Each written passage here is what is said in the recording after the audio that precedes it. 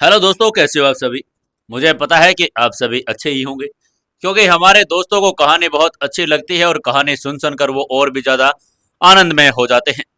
सभी दोस्तों का बहुत बहुत धन्यवाद। और सभी बहुत ही प्यारे प्यारे कमेंट करते हैं, उसके लिए आभार। और दोस्तों, मुझे तो बस इतना सा चाहिए कि आप जब भी कहानी सुनते हैं तो कहानी सुनते ही अपना जो लाइक का बटन है उसको जरूर दबा दिया करो। और जो चैनल पर पहली बार आए हैं उनसे रिक्वेस्ट है कि चैनल को सब्सक्राइब जरूर कर लें। दोस्तों, कल के कमेंट बड़े अच्छे हैं। अगर आपने नहीं पढ़ा तो हम तीसरे एपिसोड के लास्ट में उन कमेंट्स को पढ़ने वाले हैं। किसी की जलेबी तो किसी का हम गोंद खाने वाले हैं। तो दोस्तों, आज के लिए आपका सवाल है, आपके गांव और आपके शहर में ऐसी कौन सी जगह है जो पूरी दुनिया में फेमस है, या फिर अपने गांव में और अपने राज्य में फेमस है, जहां पर बहुत दूर दूर से लोग आते हैं। वो मंदिर भी हो सकता है और चाहे और भी चीजें हो सकती हैं। तो उस चीज के बारे में आप हमें कमेंट करके जरूर लिखना और बताना कि आपके शहर या आपके गांव में कौन सी ऐसी जगह है जहां पर आप भी जाना पसंद करते हो और वो बहुत अच्छी जगह है और बहुत ही फेमस जगह है। तो चलिए, आज की कहानी 456वें एपिसोड में आपका स्वागत है। शुरू करते हैं कहानी। युवराज ने जैसे ही फोन उठाया, यामिनी ने तुरंत कहा, युवराज, मुझे अभी के अभी तुमसे बात करनी है। युवराज ने बात का जवाब देते हुए कहा, जी आंटी, बताइए क्या बात हुई। युवराज, टीना घर आ गई है और वो कह रही है कि अब वो तुम्हारे साथ नहीं रहना चाहती। टीना को अब तुमसे तलाक चाहिए। जैसे ही यामिनी ने यह बात कही, युवराज ये सुनते ही एकदम से शौक रह गया। लेकिन उसने अपने आप को थोड़ा सा शांत किया और फिर पूछा, आंटी, क्या हुआ है ऐसा? टीना ऐसा क्यों कह रही है? यामिनी ने तुरंत उसकी बात का जवाब देते हुए कहा, देखो युवराज, टीना ने हमें सारी बात बता दी है। उसने बता दिया कि अब तुम्हारे पास कुछ भी नहीं बचा है। देखो बेटा, मैं जानती हूं कि इस मुश्किल समय में तुम्हें छोड़ना गलत है, लेकिन अब हम भी क्या कर सकते हैं। अगर टीना ही तुम्हारे साथ नहीं रहना चाहती तो हम बीच में बोलने वाले कौन हैं। युवराज ने अपने आप को समेटा और उसने भी सोच लिया था कि अब टीना खुद ही उसे दूर जा रही है, तलाक देने की बात कर रही है, तो क्यों ना उसे भी उसकी सच्चाई के बारे में सबको बता देना चाहिए। उसने बड़े ही शांत स्वर में कहा, आंटी, मुझे भी आपसे एक बहुत जरूरी बात करनी है। मुझे भी टीना के बारे में कुछ बताना है। यशवंत को जब पता लगा कि युवराज भी टीना के बारे में कुछ बताना चाहता है, क्योंकि वो अपनी बेटी को जानता था, उसकी बेटी टीना वो कुछ भी कर सकती थी। उसे युवराज पर भरोसा था कि युवराज कभी ऐसा नहीं करेगा और कभी भी उसे घर से बाहर भी नहीं निकालेगा। वो हमेशा उसके साथ प्यार करता था और उसने उसकी मदद भी की थी। युवराज की बात सुनते ही तुरंत यशवंत बोल पड़े। उन्होंने कहा, हाँ बेटा, हाँ बताओ, क्या बात है? क्या कहना चाहते हो तुम टीना के बारे में? युवराज ने तुरंत एक एक बात को बताना शुरू कर दिया। उसने कहा, अंकल आंटी, बात यहां से शुरू होती है। जब टीना और आदित्य एक दूसरे से प्यार करते थे तब सब कुछ ठीक था। मेरी और माही की शादी के बाद सब कुछ बदल गया। आदित्य हिंसक हो गया था, पर आदित्य ने मुझे और माही को एक बात कही थी कि जब हमें टीना की सच्चाई पता चलेगी तो हम पछताएंगे। उसके बाद आपको भी पता है कि माही पर बहुत सारे हमले हुए, लेकिन हम में से ये कोई भी नहीं जान पाया कि आखिर ये सब टीना कर रही थी, वो भी अंजलि कपूर के साथ मिलकर। माही के मौत वाले दिन भी टीना ने मुझे ड्रग्स दिया, जिससे मैं होश में ना रहूं, और फिर उसने मुझे पर यह आरोप लगा दिया कि मैंने उसके साथ जबरदस्ती की ताकि मुझे मजबूर किया जा सके और उसके शादी शादी कर लूं। ये बात सुनते ही यशवंत और यामिनी एकदम से सकपका गए। उनके चेहरे का रंग एकदम से सफेद पड़ गया था। उन्हें कुछ भी समझ नहीं आ रहा था कि युवराज क्या कहता जा रहा है, लेकिन युवराज फिर भी नहीं रुका। वो फिर बोलता ही रहा। उसने आगे कहा, अंकल आंटी, मैंने जानबूझकर टीना से कहा कि मेरे पास सिर्फ 100 करोड़ की संपत्ति है ताकि उसका असली चेहरा सबके सामने आ सके, सबको ये सच्चाई पता चल जाए कि टीना का असली चेहरा आखिर है क्या। और अब तो आप लोगों ने भी देख लिया। जैसे उसे पता चला कि मेरे पास अब पैसे नहीं है तो वो एकदम से बिना सोचे समझे ही घर छोड़कर इधर आ गई। उसे सिर्फ पैसों से प्यार है, उसे किसी से कोई लेना देना नहीं है अंकल और आंटी। मैंने तो सब ये जानबूझकर किया था। आपको भी नहीं पता है कि मेरे पास अभी भी 2,500 करोड़ रुपए हैं और वो माही के नाम पर एक ट्रस्ट में सेव करने जा रहा हूं। और ये तो सही हुआ कि वो खुद ही तलाक के लिए अपने आप आगे आ गई, क्योंकि मैंने तो सोच लिया था कि मैं ऐसे इंसान के साथ कभी भी नहीं रह सकता जिसने मेरी माही के साथ ऐसा किया था और मेरे ऊपर भी गलत इल्जाम लगाए थे। चलो अच्छा हुआ, सब कुछ अपने आप ही हो गया। और आंटी आप चिंता मत कीजिए, तलाक के पेपर मैं खुद भिजवा दूंगा। इतना कहकर युवराज ने फोन काट दिया। फोन कटते ही यामिनी तो अपने सुध बुध खो गई। उसे पता ही नहीं चला कि कब उसकी आंखों से पानी गिरने लगा था। वह बड़बड़ाई जा रही थी कि क्यों उसने अपनी बेटी पर विश्वास किया, क्यों उसने अपनी बेटे को कभी समझा ही नहीं। इतने में यशवंत ने कहा, यामिनी यामिनी हमें युवराज से माफी मांगनी होगी। देखो देखो, टीना ने इतना कुछ किया फिर भी उसने कुछ नहीं किया, और अब भी वो इज्जत के साथ उसे छोड़ रहा है। इधर सिंघानिया हाउस में युवराज चुपचाप सोफे पर बैठा हुआ था। वो अपने बीते दिनों में खो गया था, जब माही के साथ उसकी बड़े यादगार सुहावनी रातें और दिन हुआ करते थे। रह रहकर एक एक पल उसे याद आने लगा था। सब कुछ बिल्कुल शांत सा हो गया था। वहीं पास में ही बैठी बिंदु, सिंधु, राशि भी लगातार युवराज की तरफ ही देखे जा रही थी कि युवराज एकदम से ऐसे शांत सा कैसे पड़ गया था। तभी युवराज ने खड़े होकर अपने जेब से 3 टिकटें निकाली और सिंधु, बिंदु और राशि की ओर करके हुए बोला, ये लो, ये तुम तीनों की टिकट है और कल तुम सीधे नेपाल जाओगी आश्रम में। अपनी पैकिंग कर लो, मैं सुबह तुम्हें एयरपोर्ट छोड़ आऊंगा। तीनों को विश्वास ही नहीं हो रहा था कि एकदम से युवराज को क्या हो गया था और उन्हें वापस क्यों भेज रहा था। तभी राशि ने बड़ी ही हिम्मत जुटाई और कहा, नहीं नहीं गुरुदेव, हम आपको इस तरह अकेला छोड़कर नहीं जाएंगे। सिंधु ने भी उसकी बात में जोड़ते हुए कहा, गुरुदेव, सीनियर गुरु माँ भी अब काव्या जल्दी से कनाडा चली जाएंगे, उसके बाद तो आप बिल्कुल अकेले रह जाएंगे। हम आपको यूं अकेला छोड़कर नहीं जा सकते। युवराज ने उनकी बातें सुनी और उसने फिर भी कोई बदलाव नहीं किया। वो जानता था कि लड़कियां उससे बहुत प्रेम करती है और उसकी सेवा में अपना सब कुछ खो बैठने के लिए भी तत्पर थी, लेकिन वो चाहता था कि वो किसी पर बोझ ना बने।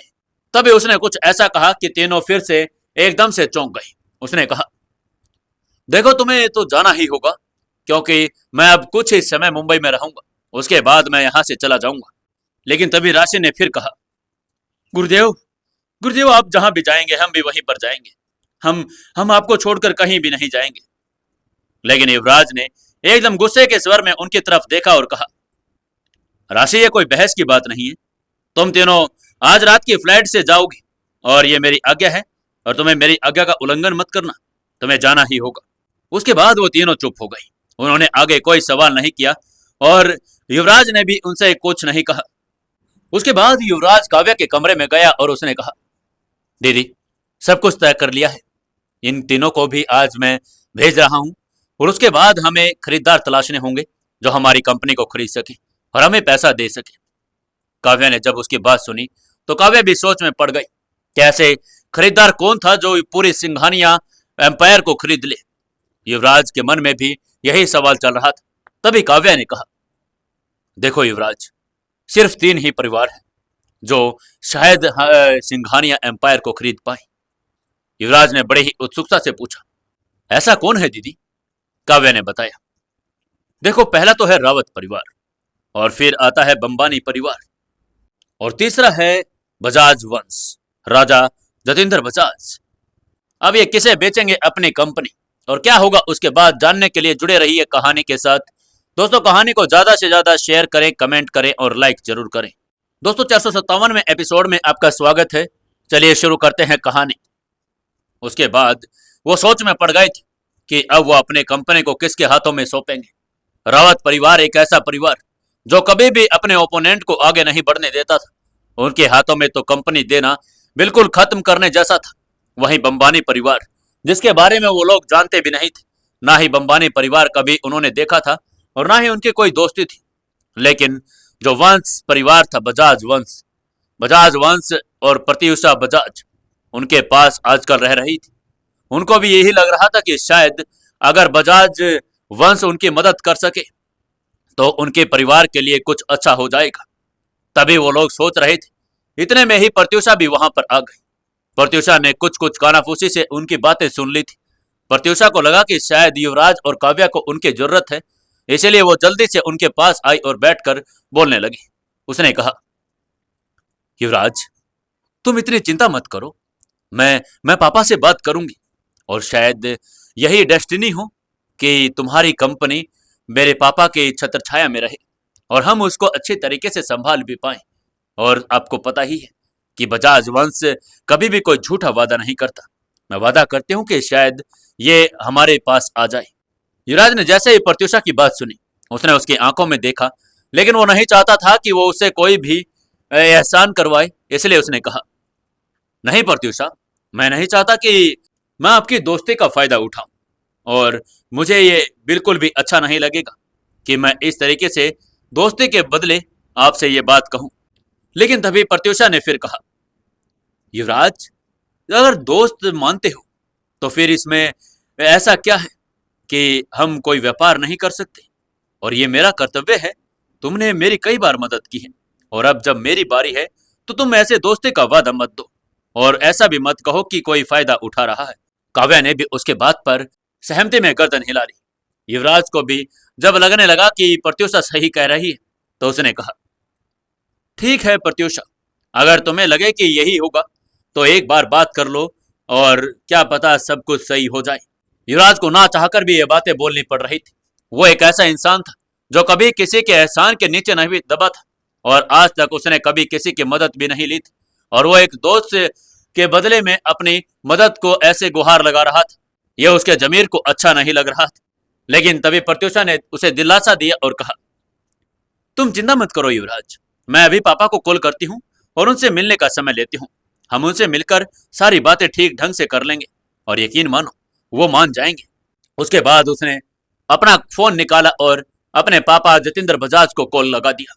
उधर से जैसे ही कॉल उठाया, राजा जतिंद्र बजाज ने कहा, प्रत्युषा बेटी, कैसी हो? सब ठीक तो है ना? जी पापा, सब कुछ ठीक है। दरअसल मुझे आपसे एक बात करनी थी, और वो भी युवराज के बारे में। क्या आप अभी फ्री हैं? प्रत्युषा ने बड़े ही आराम से पूछा। राजा जतिंद्र ने तुरंत जवाब दिया, हाँ, अभी मैं पुणे वाले बंगले पर हूँ, और 2-3 दिन यहीं रहूंगा। तुम चाहो तो मिल सकती हो, और अगर कोई जरूरी बात है तो तुम मुझे अभी भी बता सकती हो बेटा। लेकिन तभी प्रत्युषा ने कहा, नहीं पापा, हम वहां आकर ही आपको बताएंगे। राजा जतिंद्र भी कुछ क्षणों तक चुप रहे। उन्हें भी ऐसा लग रहा था कि ऐसा कौन सा काम आ गया है जो उनके बेटे ने उनके लिए कहा है। उन्होंने फिर कहा, हाँ ठीक है बेटा, कोई बात नहीं, जब तुम्हें अच्छा लगे तब तुम आ जाना। उसके बाद जैसे ही फोन कटा, युवराज ने उसकी आंखों में जैसे देखा, उसे लग रहा था कि कहीं ना कहीं हाथ तो होने ही वाली है। तभी प्रत्युषा ने उसकी आंखों में देखकर कहा, युवराज, हम आज ही पापा से मिलने जा रहे हैं, उन्होंने हमें बुला लिया है। युवराज ने हामी भरी और उससे कहा, ठीक है, आप भी तैयार हो जाइए और मैं भी तैयार हो जाता हूं। उसके बाद वो लोग अपने अपने रूम में चले गए। काव्या यहीं बैठी सोच रही थी कि क्या जतिंद्र बजाज उनकी मदद कर पाएंगे या नहीं। थोड़ी ही देर के बाद वो दोनों तैयार होकर बाहर आ गए थे। प्रत्युषा और युवराज अपनी गाड़ी में बैठे और पुणे की ओर रवाना हो गए। गाड़ी के अंदर मौन पसरा हुआ था। कोई भी किसी से बात नहीं कर रहा था। सब अपनी अपनी उलझनों में उलझे हुए थे। युवराज सोच रहा था कि आज उसको इतना अलग सा क्यों लग रहा है। आज वो पहली बार तो पुणे नहीं जा रहा था। वो बहुत बार पुणे गाड़ी के रास्ते से गया था, लेकिन आज कुछ उसे अलग सा लग रहा था। उसके अंदर ऐसी फीलिंग्स आ रही थी जैसे वो आज एक बहुत बड़ा निर्णय लेने जा रहा हो, और शायद वो निर्णय सही था या गलत, वो तो आगे ही पता चलेगा। प्रत्युषा ने जब युवराज को इतनी गहरी सोच में डूबा हुआ देखा तो उसने बड़े ही मुस्कुराते हुए कहा, क्या हुआ युवराज, किस गहरी सोच में डूबे हुए हो? युवराज ने प्रत्युषा की तरफ देखा और कहा, कुछ नहीं, बस ऐसे ही सोच रहा था कि लाइफ कितनी जल्दी पलट जाती है। युवराज की बात सुनते ही काव्य ने उसे बड़े ही तन्मयता से कहा, युवराज, तुम चिंता ना करो, जो कुछ होगा मालिक के मर्जी से होगा, और जो होगा वो बहुत ही अच्छा होगा। शायद हमारी किस्मत में यही लिखा हो। शाम ढलते ढलते जब सूरज अपने बिल्कुल चरम पर चला गया था, पूरा मौसम नारंगी हो गया था, और उधर उनकी गाड़ी राजा जितेंद्र बजाज के बंगले पर लगभग पहुंचने ही वाली थी। राजा जितेंद्र बजाज का बंगला एक बहुत ही हरियाली के बीच बना हुआ था। वहां पर एक ऐसा फार्म हाउस था जो बहुत ही चारों तरफ से हरियाली के बीच घिरा हुआ था।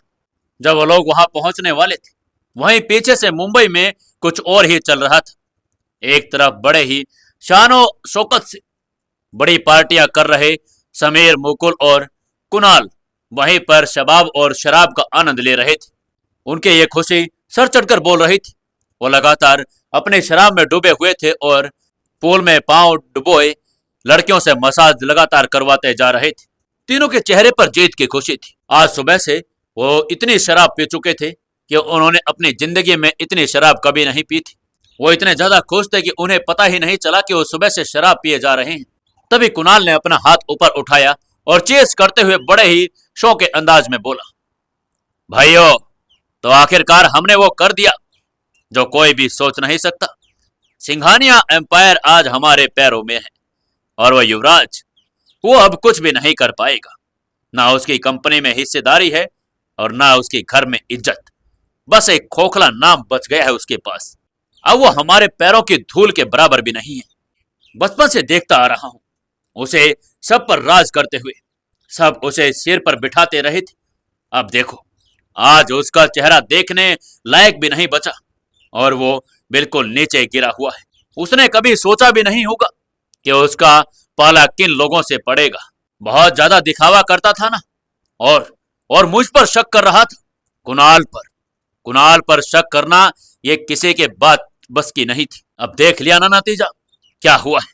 आज कुणाल अपनी सारी भड़ास निकाल रहा था। वो अपने दुख और दर्द सारे शराब में भिगोए जा रहा था। इधर समीर उसकी बात सुनकर मुस्कुराया और लंबे सिगार का कश लिया और बोला, अरे तुम दोनों को बधाई भाई, आज मूड ऑफ करने का समय नहीं है। आज तो जश्न करने का माहौल है। जितना हो सके जश्न करो, पियो शराब मेरे लाल। इधर युवराज और काव्या और प्रत्युषा जितेंद्र बजाज के हाउस में पहुंच गए थे। अब क्या करेंगे वो फार्म हाउस में? क्या जितेंद्र बजाज उनकी बात मान जाएंगे? क्या होगा आगे जानने के लिए जुड़े रहिए कहानी के साथ। दोस्तों, कहानी को ज्यादा से ज्यादा शेयर करें, कमेंट करें और लाइक जरूर करें। आज का क्वेश्चन का जवाब जरूर देना। आपके शहर और आपके गांव में ऐसी कौन सी जगह है जिसको देखने के लिए बाहर से लोग आते हैं? दोस्तों, 458वें एपिसोड में आपका स्वागत है। चलिए शुरू करते हैं कहानी। समीर ने जैसे ही कहा कि आज तो जश्न करो, तभी बीच में वर्मा जी बोल पड़े। उन्होंने कहा, समीर भाई, एक बात बताइए, क्या यकीन है कि आपको कंपनी हमें ही मिलेगी? समीर ने मुस्कुराकर जवाब दिया, अरे युवराज के पास कुछ भी नहीं बचा है।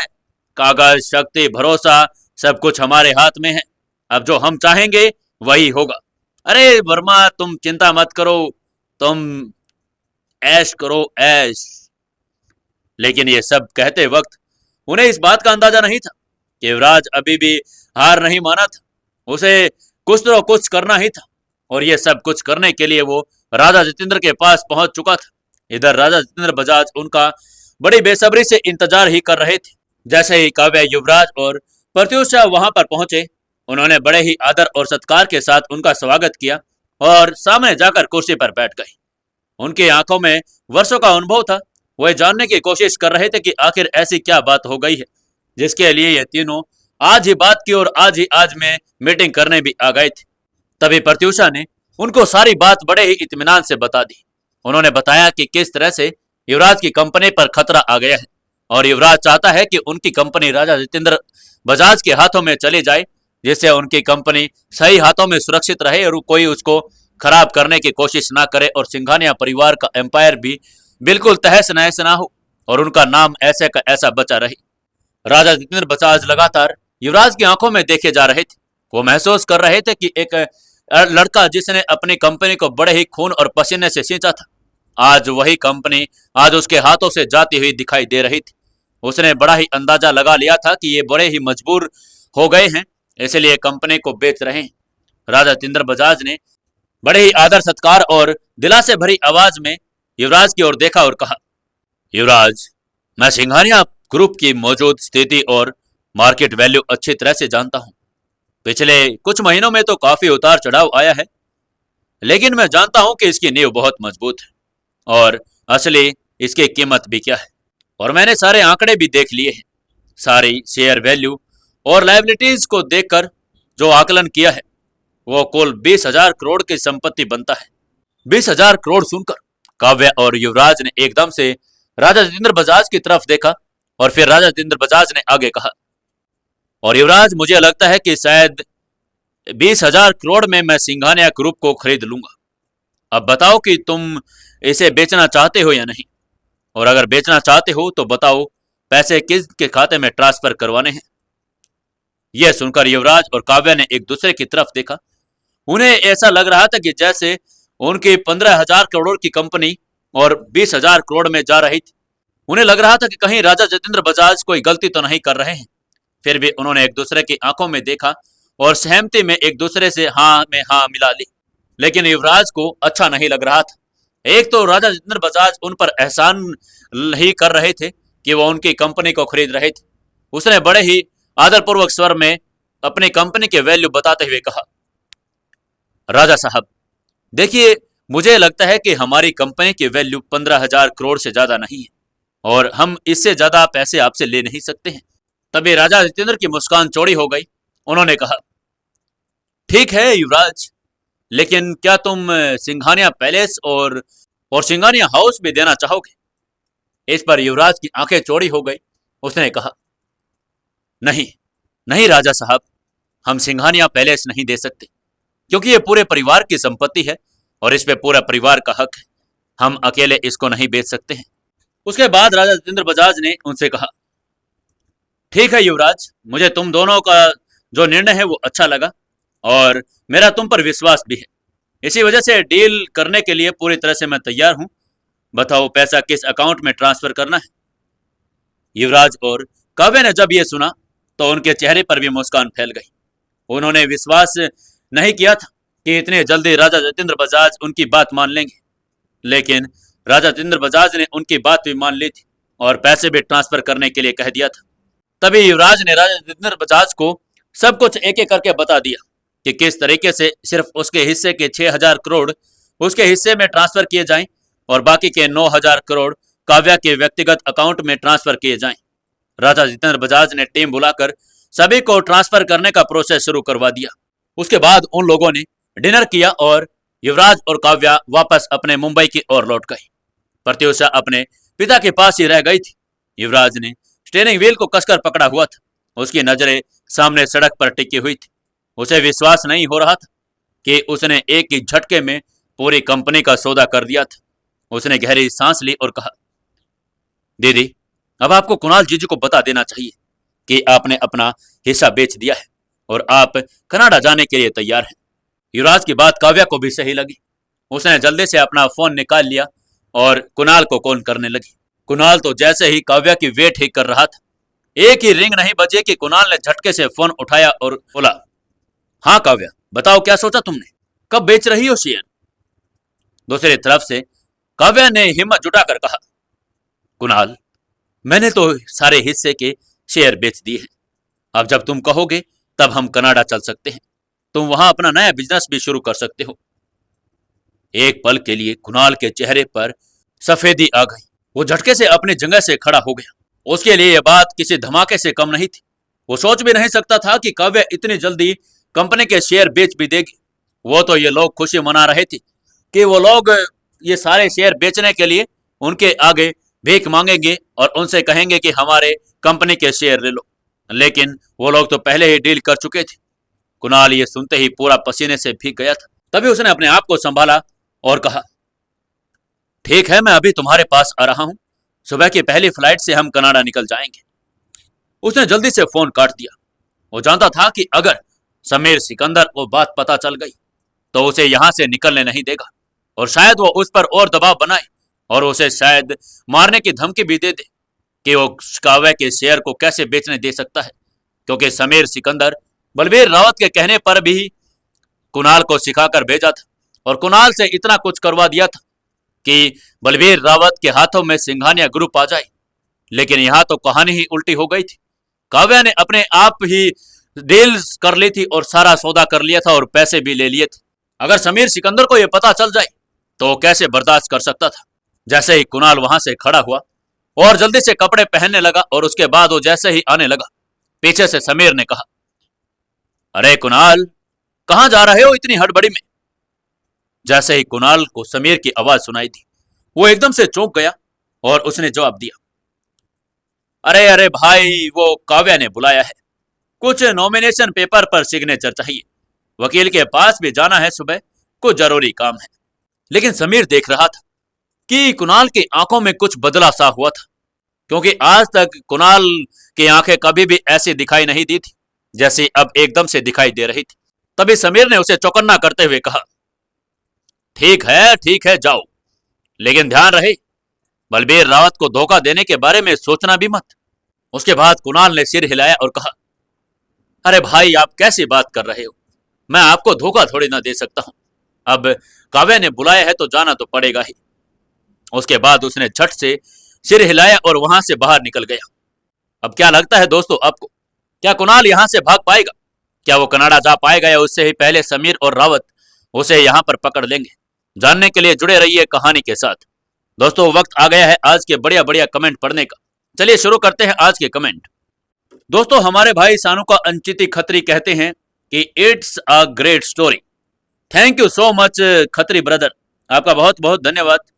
अशोक मोटर्स कहते हैं, जो पानिल कुमार हैं, वो कहते हैं कि मिश्री मावा और कलाकंद, मिश्री मावा और कलाकंद इनके राजस्थान में बहुत, जोधपुर में फेमस हैं और ये बहुत ही अच्छी मिठाई है। तो मन करेगा तो एक दिन आएंगे आपके जोधपुर में भी और ये मिठाई तो जरूर खाकर जाएंगे सर। आप भी याद रखना, कभी हमें भूल मत जाना और हमें मिठाई जरूर खिलाना। आगे का कमेंट हमारे मनोज भाई करते हैं, very nice story, thank you so much sir. Munawar Ahmed करते हैं, your voice is big gift, thank you so much brother. Balwar Raj Saran कहते हैं, very very nice story, thank you so much. Pawan Kumar ji कहते हैं, very nice episode sir, thank you so much brother. Durga Bahadur लिखते हैं, very nice story Durga Bahadur Shahi, thank you so much Durga Bahadur जी। आई के गुप्ता लिखते हैं, हमारे यहाँ सोहन हलवा बहुत प्रसिद्ध है बांदा यूपी में। क्या बात है सर, सोहन हलवा मैंने आज तक कभी खाया नहीं। अगर आप खिलाना चाहते हैं तो मेरे पास भेज भी सकते हैं। थैंक यू सो मच भाई साहब। रामकिशोर मीना जी लिखते हैं, हमारे गांव में देसी घी के लड्डू बहुत अच्छे और स्वादिष्ट होते हैं। आपकी कहानी बहुत अच्छी लगती है जी, thank you so much Ashok Kumar Meena ji. Hariram Karn लिखते हैं, भिंड जिले में सबसे बेस्ट जलेबी बनती है सर, भिंड जिले में आएंगे तो कभी आपकी जलेबी जरूर खाकर जाएंगे। सुरेश मेहरा जी आज समाचार फतेहाबाद से हैं और ये ब्यूरो चीफ हैं, चीफ आज समाज फतेहाबाद के। आपका बहुत बहुत धन्यवाद सुरेश जी। आशीष मिश्रा जी लिखते हैं, हमारे यहाँ संदिला का लड्डू मशहूर है। संदिला का लड्डू सर आज तक तो मैंने खाया नहीं, कैसा होता है? तो मैं चाहता हूं कि कभी आपके वहां आएंगे और संदिला का लड्डू भी खाएंगे। राधे एफएम लिखते हैं, बड़े बड़े स्टार्स भेजते हैं, thank you so much sir. Mahendra Kumar ji लिखते हैं, मिठाई का तो पता नहीं परंतु हमारे बाड़मेर की बाजरे की रोटी फेमस है। क्या बात है सर, बाजरे की रोटी ते सरसों दा साग, क्या बात है, क्या बात है। अंकित भाटी जी लिखते हैं, भाई मारी क्षेत्र शनिदेव मंदिर प्रसिद्ध प्रतापगढ़ जिले में है। बेला देवी मंदिर प्रतापगढ़ में है। शीतल कटरा मंदिर भूमियापुम प्रतापगढ़ में है और सभी देवी प्रसाद मार्ग में पड़ता है। क्या बात है सर, क्या बात है। और ये संगम लाल गुप्ता जहां पर रहते हैं, ये संगम लाल गुप्ता कौन है सर, कमेंट करके जरूर बताइएगा। Very nice story, thank you so much. Ishfaq Shah कहते हैं, गुलाब जामुन बहुत अच्छे हैं, बहुत मज़ेदार हैं। अगर आप आइए पाकिस्तान तो आपको पेश कर दो सर जी। देखते हैं कभी ऐसा होगा, कभी ऐसा मिलन होगा तो आपकी गुलाब जामुन भी जरूर खाएंगे। सुमेर सिंह जी लिखते हैं, जय माता दी, हमारे शहर कोटा राजस्थान में कोटा की कचौरी बहुत फेमस है। इस कचौरी में इतना स्वाद है कि खाते ही रह जाओगे। कभी मौका मिला तो आपको भी हम कोटा की कचौरी खिलाएंगे। जय माता दी, नमस्ते। समर सिंह, कोटा राजस्थान। समर सिंह जी आपका बहुत बहुत धन्यवाद, और जब भी कोटा आएंगे तो आपसे कांटेक्ट करेंगे और आपकी कोटा की फेमस कचौरी भी खाकर जाएंगे। नाजुक जी कहते हैं, मदन लाल भवन, जो बिश्नोई जिला बीकानेर के नमकीन और रसगुल्ले पूरे देश में पसंद है, हमको भी अच्छा लगता है। बीकानेर की भुजिया तो सर बहुत ही ज़्यादा पसंद है हमें भी, और हम तो यहीं खाते हैं, लेकिन कभी हमने बीकानेर जाकर नहीं खाया है, आएंगे तो जरूर खाएंगे।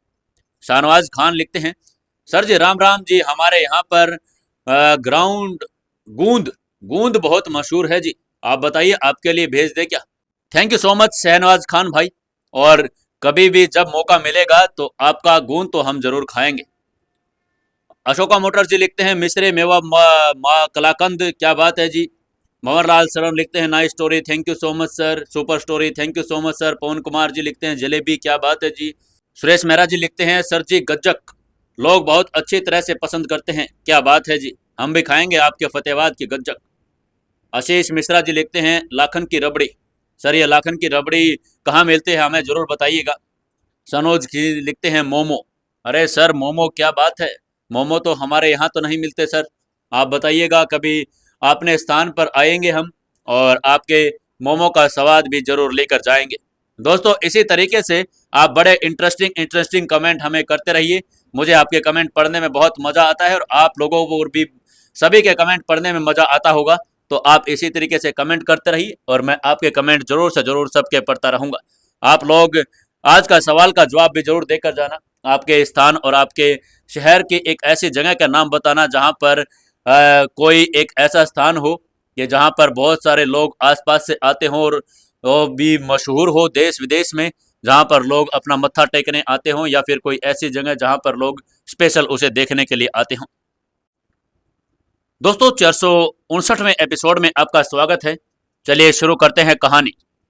काव्य ने कॉल करके कुणाल को बता दिया था कि उसने शेयर बेच दिए हैं और अब कुणाल भी घर आने के लिए आतुर था। वो वहां से निकल पड़ा था और इधर से काव्य और युवराज भी अपने सिंघानिया हाउस में पहुंच चुके थे। घर पर आते ही वो दोनों अपने अपने कमरे में चले गए। युवराज ने एक बार फिर से चारों तरफ से सिंघानिया हाउस को पूरी तरीके से निहारने की कोशिश की। आज ये घर उसको खाने की ओर दौड़ रहा था। सामने सबरा भी उसकी आंखों में ऐसे देख रही थी जैसे वो एक ही बची थी जिसके लिए वो सब कुछ अब सुना सुना हो गया था। सबरा नहीं चाहती थी कि सब कुछ ऐसा हो जाए। एक दिन पहले जहां इस सिंघानिया हाउस में सब तरह से हंसी खुशी का माहौल था और सब एक दूसरे से बड़े ही आदर और सत्कार के साथ बातें करते थे, लेकिन आज तो वहां कोई था ही नहीं। युवराज को यह बात रह रहकर खाई जा रही थी। तभी जैसे ही वो अंदर आया, सबरा ने उसकी ओर देखा और उस सबरा के हाथ में एक लिफाफा था। उसने उस लिफाफे को आगे बढ़ाते हुए युवराज को देकर कहा, बाबा, ये लिफाफा आपके लिए कोई छोड़ कर गया है। युवराज ने उस लिफाफे को अपने हाथ में ले लिया और वो उसको बड़े कसकर पकड़े हुए था।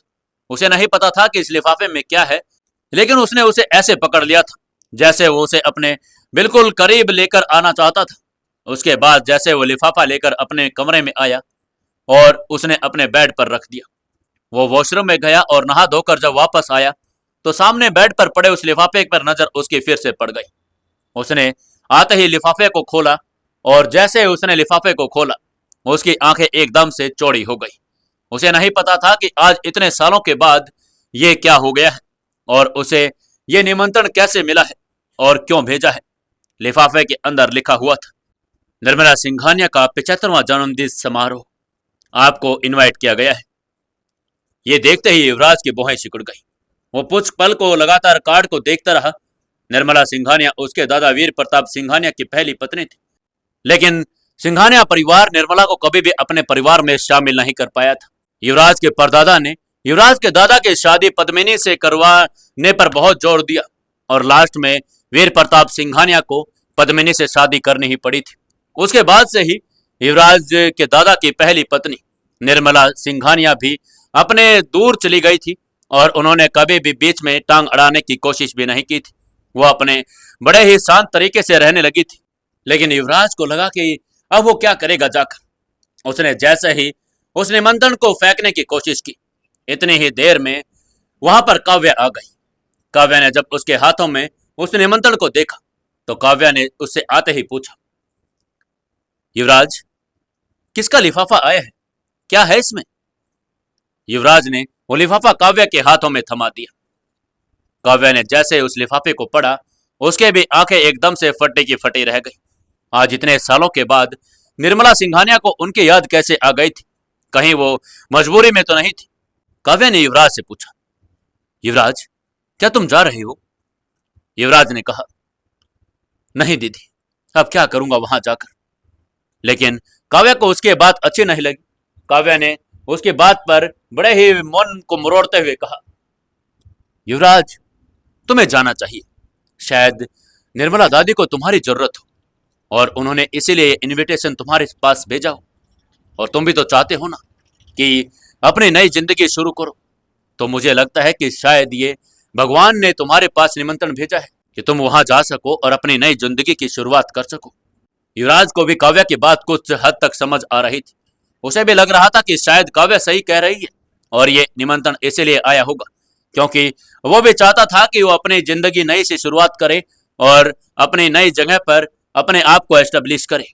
इसलिए उसने हामी भर दी और कहा, ठीक है दीदी, जैसा आपको ठीक लगे। जैसे वो लोग बात कर रहे थे, इतनी देर में सबरा भी कॉफी लेकर आ गई थी। सबरा ने कॉफी देते हुए युवराज से कहा, बाबा, आप आज बहुत परेशान लग रहे हैं, लेकिन मुझे तो आपकी ये बातें बिजनेस की समझ में नहीं आती। मैं चाहती हूं कि जो भी करिएगा बड़े ध्यान से करिएगा और अपना ख्याल जरूर रखिएगा। उसके बाद सबरा भी कॉफी देकर चली गई। उसके साथ साथ काव्या भी अपने रूम में चली गई। युवराज अब अपने कमरे में अकेला रह गया था। वो अपना कोट उतारा और बिस्तर पर लेट गया। उसके लेटते ही उसके मन में फिर से माही का ख्याल चलने लगा। कैसे उस दिन वो माही से पहली बार नजरें मिलाई थी और पहली ही नजर में उसे माही से प्यार हो गया था। धीरे धीरे करके माही पहली बार जब दुल्हन बनकर उसके घर में आई थी, जब युवराज को कितनी खुशी हुई थी और युवराज ने उससे वादा कर दिया था कि वो हमेशा उसी के साथ जिंदगी बिताएगा और कभी भी उसको अपनी जिंदगी से दूर नहीं करेगा। लेकिन उसको नहीं पता था कि किस्मत ने कुछ और ही लिखा हुआ था। कब किस्मत पलट गई और माही उससे दूर हो गई और एक ही झटके में उसका सब कुछ टूट गया था। युवराज को रह रहकर वो बातें खाए जा रही थी। जब भी वो थोड़ा सा परेशान होता तो माही उसके पास में बैठ जाती और उसका सिर दबाने लगती, क्योंकि उसकी एक छोटी सी परेशानी भी उसे देखी नहीं जाती थी। उसके बाद उसने फिर से वो लिफाफे की तरफ देखा। वो अपने आप को समझाने की कोशिश कर रहा था कि वो एक ऐसी जगह पर जाएगा और अपनी जिंदगी की नई शुरुआत करेगा, जहां पर सब कुछ नया होगा और नया बिजनेस सेटअप भी होगा। उसके बाद वो झट से उठा और अपनी पैकिंग करने लगा। जैसे जैसे वो अपने कपड़े उठाकर सूटकेस में डाल रहा था, तभी उसे एक रुमाल दिखाई दिया जिसके एक कोने में एम लिखा हुआ था। उसे फिर से माही की यादें तरोताजा कर गई। कुछ देर पैकिंग करने के बाद वो अपने बिस्तर पर फिर से लेट गया। इधर सुबह के 4 बज गए थे और कुणाल जैसे ही घर के सामने आ गया था। कुणाल ने जैसे ही दरवाजा खोला और अंदर आ गया। वो बहुत घबराया हुआ था। उसे लग रहा था कि जैसे उसकी दुनिया लुट गई थी। उसने आते ही हड़बड़ी के साथ काव्या से कहा, काव्या, काव्या, काव्या, जल्दी उठो, हमें अभी के अभी पैकिंग करनी होगी। सुबह 9 बजे की हमारी फ्लाइट है। काव्या एकदम से खड़ी हुई और उसने चौंकते हुए पूछा, कुणाल, क्या बात है कुणाल, तुम इतने घबराए हुए क्यों हो? और अब सुबह 9 बजे की ही फ्लाइट, तुमने मुझे पहले क्यों नहीं बताया? उसके बाद कुणाल ने कहा, काव्या, ये बात हम बाद में भी कर लेंगे, अब जल्दी से उठो और पैकिंग कर लो, हमें अभी निकलना ही होगा। काव्या उठ तो खड़ी हो गई, लेकिन उसे समझ नहीं आ रहा था कि ये कुणाल इतनी जल्दी में क्यों था। कुणाल लगातार अलमारियों में से अपनी फाइलें चेक कर रहा था और अपने ब्रीफकेस में उठाकर डाल रहा था। काव्या धीरे धीरे अपने कपड़े समेटने लगी थी और उसने सब कुछ धीरे धीरे करके कुछ देर में अपनी पैकिंग कर ली।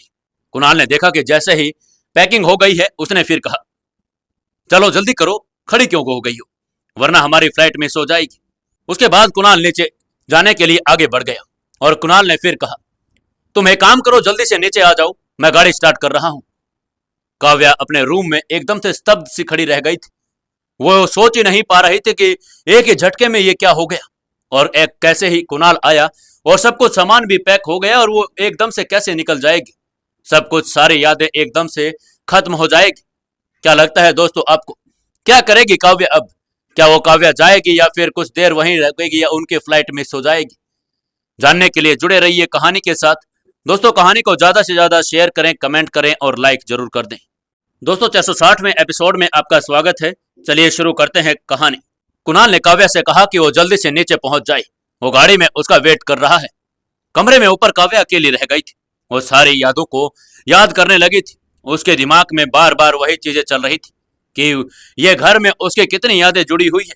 उसका छोटा भाई उसके साथ ही रहा करता था और उसने एक लंबी सांस ली और वो भी तेजी से कमरे से बाहर निकल गई। युवराज का कमरा कुछ ही दूरी पर था। वो झट से युवराज के कमरे में गई। जैसे ही काव्या ने गेट से देखा कि युवराज अपने अलमारी के पास ही खड़ा हुआ था। वो जमीन पर कपड़े फैले हुए थे और वो लगातार अपने सूटकेस में अपने कपड़े बंद कर रहा था। काव्या ने देखा कि युवराज भी जाने की तैयारी कर रहा था और जहां उसकी दादी वर्षों से अकेली थी, वो वहीं पर जाएगा और अपनी आगे की जिंदगी बिताएगा। काव्या झटके से अंदर आई और उसने कहा, युवराज, युवराज, तुम्हारे जीजू आ गए हैं। उन्होंने हम दोनों की सुबह 9 बजे की फ्लाइट बुक कर दी है। हम जा रहे हैं।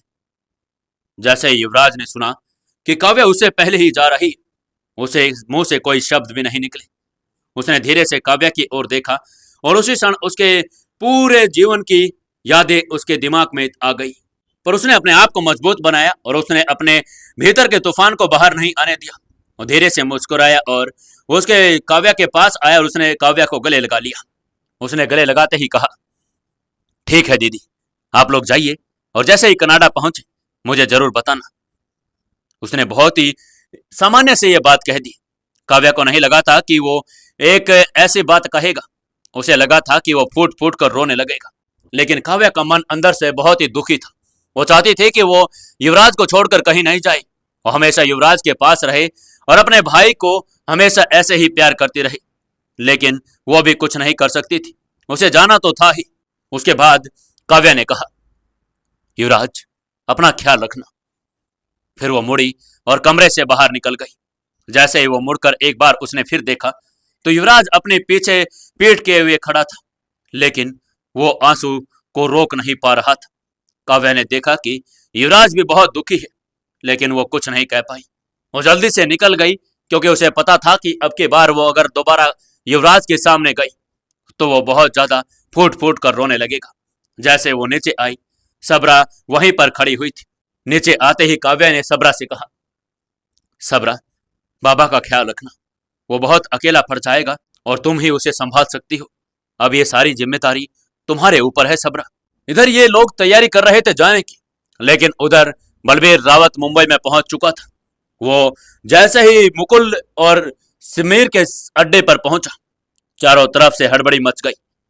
सुन सबकी आंखें नशे में लाल थी, लेकिन वहां पर कोई भी ये देखकर हैरान था कि बलबीर आज खुद वहां पर पहुंच गया था। अंदर जाते ही एकदम से सबकी सांसें थम गई। उसने आते ही बड़े ही गरजती हुई आवाज में कहा, कुणाल, कुणाल कहां है तू? बाहर निकल अभी के अभी। जैसे ही समीर सिकंदर ने पीछे से बलबीर की आवाज सुनी, वो एकदम से सफेद पड़ गया। उसे नहीं पता था कि बलबीर इतनी जल्दी आने वाला है। उसे तो लगा था कि बलबीर एक दो दिन में आएगा, लेकिन बलबीर वहां पर आ गया था। वो भी चौंक गया था। वो जल्दी से उठा और बलबीर रावत के सामने पहुंच गया। उसने जाते ही कहा, क्या क्या हुआ भाई, आप इतने गुस्से में क्यों हैं? समीर की आवाज लड़खड़ा रही थी। वो समझ तो गया था कि कुछ तो हुआ है। यह ऐसे ही बलबीर कभी भी एकदम से नहीं आता। बलबीर ने नजर घुमाई और चारों तरफ वो किसी को ढूंढने की कोशिश कर रहा था। तभी बड़ी हिम्मत करके एक बार फिर समीर ने पूछा, भाई भाई बताइए ना, हुआ क्या है? तभी बलबीर ने गर्जना के साथ फिर कहा, कहां है वो कुणाल? तुम्हें पता भी है उस हरामजादे कुत्ते ने हमें धोखा दिया है। समीर को अपने कानों पर विश्वास ही नहीं हुआ। बलबीर ने फिर बात को पूरी करते हुए कहा, समीर तुम्हें पता भी है, वो हमको उल्लू बना गया। उसने अपनी बीवी का यानी युवराज और सबका पूरा सिंघानिया कंपनी पूरी जतेंद्र बजाज को बेच दिया है। हम सोच रहे थे कि वो कंपनी हमारे पास आएगी, लेकिन हमने कभी सोचा भी नहीं था कि ये लोग हमारे साथ ऐसे कभी धोखा करेंगे। समीर को अभी भी विश्वास नहीं हो रहा था, क्योंकि कुछ देर पहले ही कुणाल उसी के पास था और कुणाल उसके साथ बड़े ऐश और आराम की जिंदगी जी रहा था। समीर को विश्वास था कि कुणाल कभी ऐसा नहीं करेगा, लेकिन जब कुणाल यहां से गया था, समीर को अपनी बातों पर थोड़ा थोड़ा अविश्वास होने लगा था कि कहीं कुणाल ने सच में ही उसे धोखा दे दिया था। तभी समीर ने फिर से बलबीर से पूछा, लेकिन लेकिन भाई ये हो कैसे सकता है? कुणाल तो कह रहा था कि सब कुछ हमारे हाथ में है। बलबीर ने फिर से गरजते हुए कहा, अरे बेवकूफ, यही तो हम गलती कर गई। हमने उस पर विश्वास कर लिया और वो हमें धोखा दे गया। लेकिन अब मुझे यह बता कि वो है कहां, मैं उसे छोड़ूंगा नहीं। समीर को जैसे ही याद आया कि कुणाल तो अभी अभी अपने घर के लिए गया था, उसने एकदम से कहा, भाई भाई कुणाल तो अभी अभी यहां से चला गया है। उसके पास काव्या का फोन आया था कि डॉक्यूमेंट्स पर कुछ साइन करने हैं और वो इसी के काम से गया है। यह सुनते ही बलवीर का गुस्सा और सातवें आसमान पर पहुंच गया। उसने पास में रखी टेबल पर जोर से मुक्का मारा और वो टेबल वहीं पर बिखर गई। उसकी भीतर की आग एकदम से सुलग गई थी। अब की बार उसने समीर की और गुस्से भरी आंखों से कहा, अबे ओ बेवकूफ, तुम्हें पता भी है कि वो यहां से भागने की तैयारी कर रहा है, और अब जल्दी कर, इससे पहले कि वो यहां से भाग जाए हमें उसे पकड़ना ही होगा। पहले एक काम कर, तो अपने आदमियों को भेज एयरपोर्ट पर और वहां का रास्ता बंद करवा दे। कुछ भी हो जाए, लेकिन वो यहां से भागना नहीं चाहिए। समीर ने झट से अपना मोबाइल निकाला और अपने आदमियों को फोन कर दिया कि वो लोग जाकर एयरपोर्ट को बंद कर दे और एयरपोर्ट पर तैनाती करे कि कहीं भी कुणाल दिखे तो उसको वहीं पर पकड़ ले उनको यहाँ से भागने न दिया जाए। वहीं बलबीर लगातार चक्कर काट रहा था। वो सोचे जा रहा था कि अब उसे और आगे क्या करना चाहिए। उसका दिमाग पहले ही बहुत ज्यादा खराब हो चुका था और अब ये कुणाल वहां से भागने की तैयारी भी कर चुका था। उनका सारा खेल खत्म होने की कगार पर आ गया था। वो लोग तो युवराज को अपने हाथों में करना चाहते थे और उनको तो विश्वास भी हो गया था कि अब युवराज उनके सामने आकर गिड़गिड़ाएगा और उनसे भीख मांगेगा कि वो उनकी कंपनी को खरीद ले और फिर वो औने पौने दामों में उनकी कंपनी को ले भी लेंगे और युवराज पर एहसान भी करेंगे और उसको मारेंगे भी। लेकिन युवराज और काव्या ने तो दूसरी ही चाल खेल दी थी। अब उनके हाथों में कुछ भी नहीं लगा था। बलबीर यही सोच रहा था कि वो कैसे भी करके उस कंपनी को अपने हाथों में लेगा और वो कुणाल को डराएगा धमकाएगा और अगर उसकी जान भी लेनी पड़े तो उसकी जान भी लेगा, लेकिन कुछ भी करके उसको सिंघानिया एम्पायर को अपने हाथों में लेना ही था। क्या लगता है दोस्तों आपको, क्या बलबीर ऐसा कर पाएगा? क्या सिंघानिया एम्पायर को अपने हाथों में ले पाएगा? नहीं। जानने के लिए जुड़े रहिए कहानी के साथ। कहानी को एक लाइक जरूर करें, कमेंट करें और शेयर जरूर करें।